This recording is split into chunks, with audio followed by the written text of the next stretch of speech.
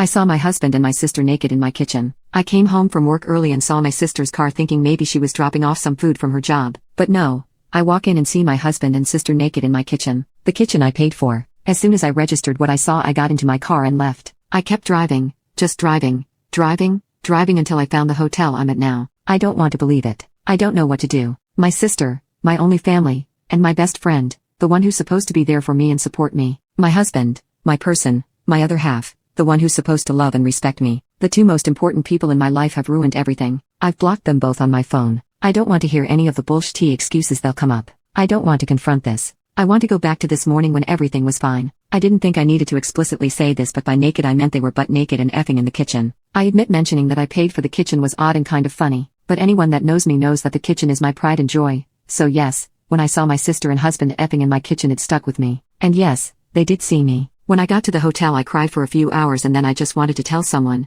anyone. The two people I would talk to when something happened in my life were the two I needed to talk about, and it was 11-something in the evening, so I wasn't going to disrupt my friends' evenings and burden them. So instead I came to Reddit thinking not many would see it. The response I received was overwhelming. I want to say thank you to everyone that sent me kind words and advice. Thank you so much for all the virtual hugs. I know I only commented once. It's because I had so much to think about and do. I appreciate all the love and support. There was so much amazing advice given in the comments, although a lot of it was American-based. I still appreciate it. But one thing I did see a lot was to unblock them and keep the texts and calls as evidence, so I did do that. After posting in another good cry, I knew that I had to get my poop together. I didn't have my sister or any family to help, so I had to do it myself. I started researching what my next steps were. In the morning, my friend called me saying my sister contacted her wondering if I had been in contact with her. I told her what happened and she very kindly offered her spare room and her day off work to help me sort stuff out. I called in sick at my job and my friend helped get things done. I got in contact with my friend who works at a bank and she helped me start sorting my finances. My friend also found me a lawyer to consult with. After my phone consultation with the lawyer,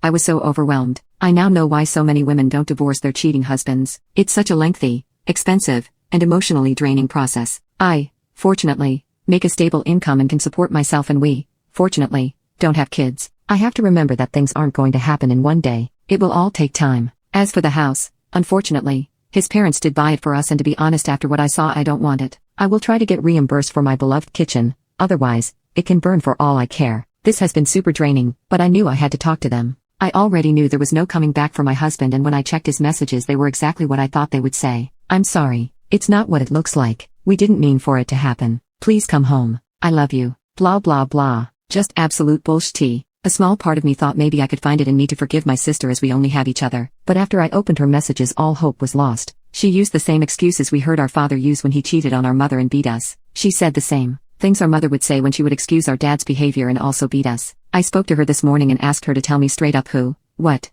where, when, and why. She told me back in July when I went on a girls' trip she was at our house and joked to my husband that I would cheat on him on the girls' trip because that's what always happens. He said nah, and they joked about it, but she said he could get even with me, and they ended up doing it once. One time lead to 2 to 3, then to whenever they could do it. There was never any evidence or signs or anything that I was going to or even thinking of cheating. I told her we were done and there is nothing she could do to bring us back together. I later received a call from an unknown number. It was my mother, who I haven't spoken to in 7 years. Turns out my sister has been in contact with her and told her what had happened, and my piece of crap mother, the same woman who beat me for breathing wrong, had the audacity to say this is what I get for taking her daughters away from her. It hurts so much. I know things are going to get messier and this is going to be a long few years. I've now lost all my blood relations. I need to get all my poop and find a new place. I want to show them that I can and I will thrive without them.